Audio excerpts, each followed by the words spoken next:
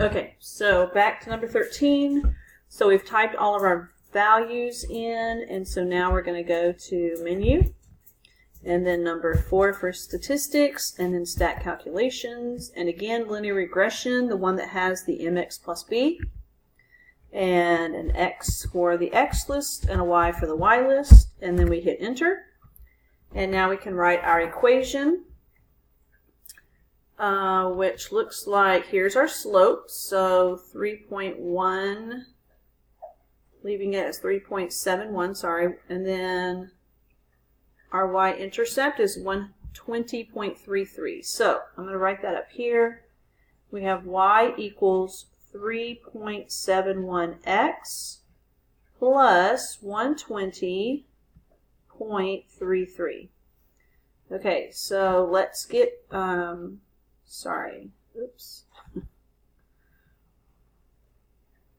let's get back over to our problem.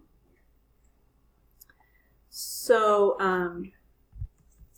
okay, so the next part of it says to use that line of best fit to estimate MIA score for week 16. And remember the weeks, those were the x values, and the score was the y value. So we're trying to find the y value, knowing that 16 is my x.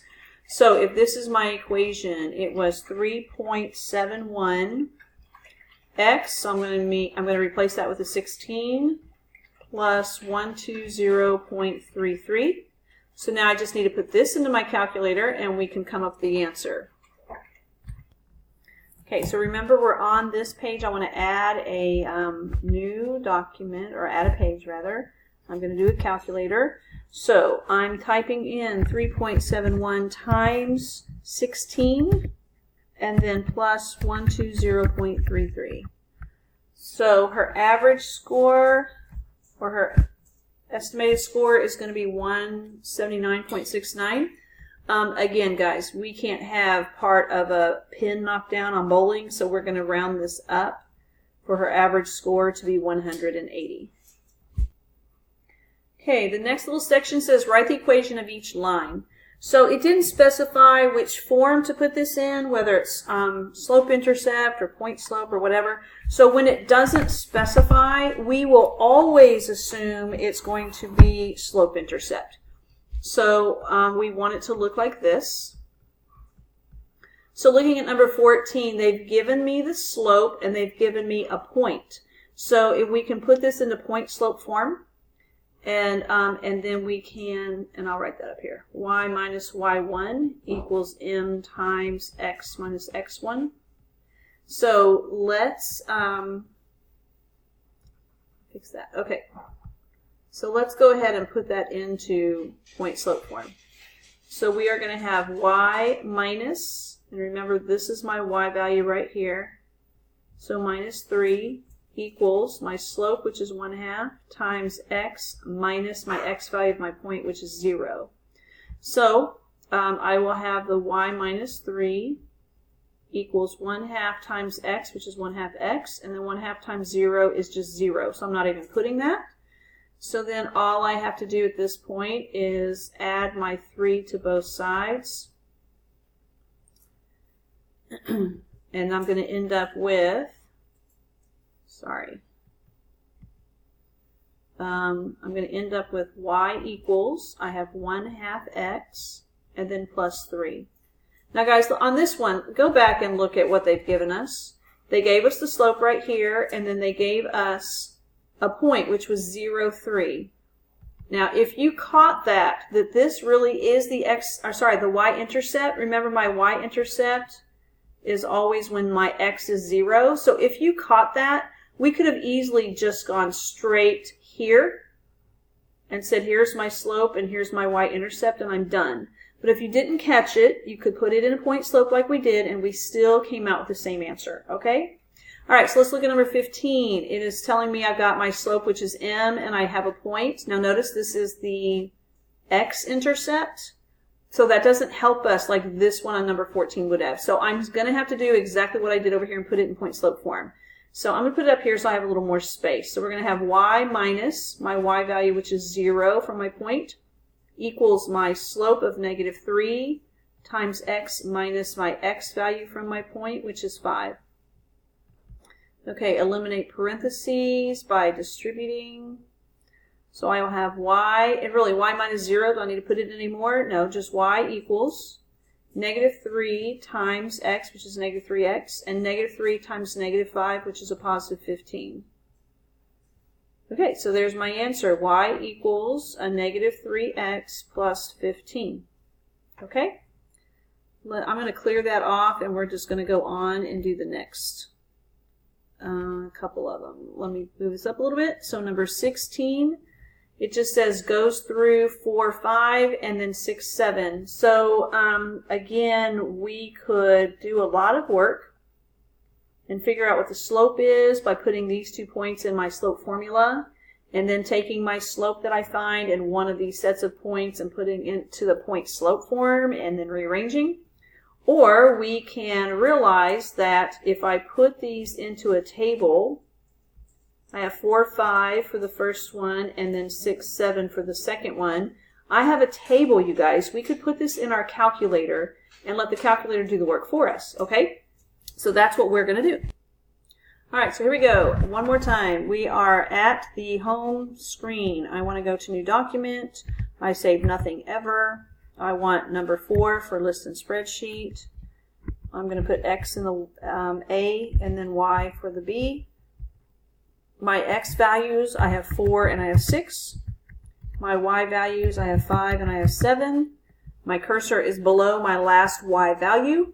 So now I can just go to Menu. I want number 4 for Statistics, 1 for Stat Calculation, Linear Regression, the one that's the slope-intercept form, so that would be number 3. I'm going to put X in the X list and Y in the Y list, and then I will hit Enter. And so we can see that my slope is 1. Right here, my slope is 1, and my y-intercept is also 1. So my equation is going to be y equals 1x, so I'm not putting the 1 in front of that x, plus my y-intercept of 1. So there's my equation. Okay, number 17, we have a slope, we have a point, so we're going to have to put it into point slope form. Let me just write that one more time for us. So we have y minus my y value, which is 2, equals negative 2 over 3 times x minus my x value in my point, which is 1. Eliminate my parentheses by distributing. So I will have y minus 2 equals negative 2 over 3 times x, which is negative 2 over 3x. And then a negative times a negative is a positive. And then 2/3 times 1 would just be 2/3. And then I just need to add my 2 to both sides of my equal sign.